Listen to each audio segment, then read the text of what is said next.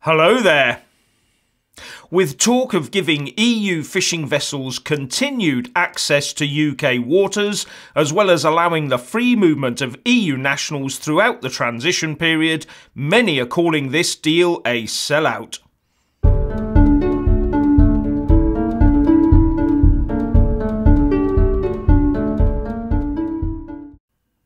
Apart from the fishing and freedom of movement issues, we also have the prospect of the European Court of Justice still holding sway over us during the transition period, and Northern Ireland having to stay in regulatory alignment with the EU until a solution or deal can be found, which, as far as I'm concerned, will end up meaning the UK having to remain aligned too. The CBI has welcomed this news, saying it allows businesses the confidence to put contingency planning on hold and that it brings a welcome gift of time. I've got to say that sort of talk will have businesses taking their foot off the Brexit planning gas in anticipation of another reprieve down the line. The fishing community is very unhappy about the deal, and the Conservative MPs from areas that are reliant on fishing are said to be angry. Tory MP Jacob Rees-Mogg has said that the Prime Minister should reconsider these concessions on fishing grounds, and UKIP fisheries spokesman and MEP Mike Hookham called it a total betrayal and said that keeping UK fishers tied to the EU for another 2 years will kill the fishing industry. And he added, "The simple fact is, the Tories betrayed the fishing industry on the way into the EU and totally shafted the same sector on the way out." And he has called for a mass march of the fishing community on Downing Street. And don't forget the nearly £40 billion so-called divorce bill. The good points are that 1. The transition or standstill period, as it is being called, will end on the 31st of December 2020. 2. The UK can negotiate, ratify and sign new global trade deals during the transition period to come into effect at the end of transition. And 3. Always remember that nothing is agreed until everything is agreed. So we could yet go without having to pay a bean or make any concessions. The deputy editor of Brexit Central, Hugh Bennett, has done a breakdown of the deal and concludes with, "There is a danger with any sort of agreement like this of failing to see the wood for the trees. The transition terms may not be especially favourable to the UK, but they are largely tolerable for a strictly time-limited period of 21 months, except perhaps the provisions on fishing." Now, let's look at today's inflation figures, shall we? Figures that have not been trumpeted across the airwaves, and I wonder why not. According to the Office for National Statistics, the Consumer Prices Index annual rate of inflation fell from 3% in January to 2.7% in February.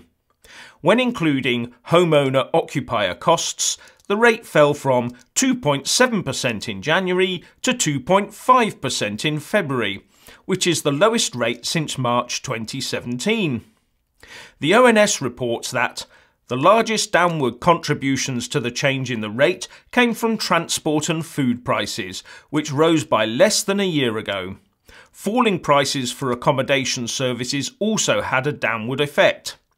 Rising prices for footwear produced the largest, partially offsetting upward contribution.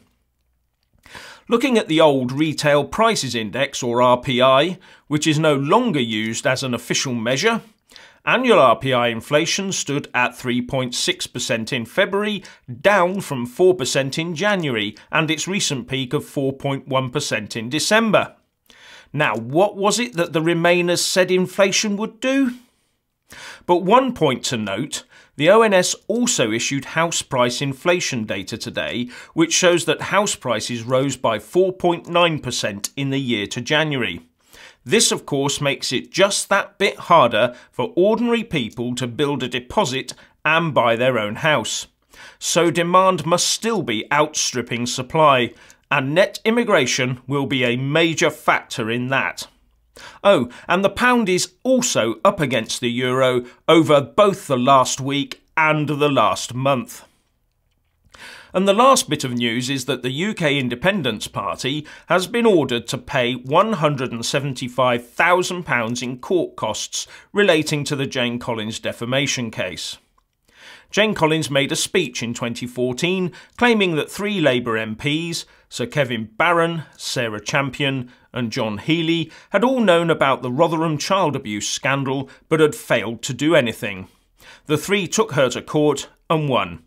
UKIP helped fund the Jane Collins defence team, which should not normally involve any liability.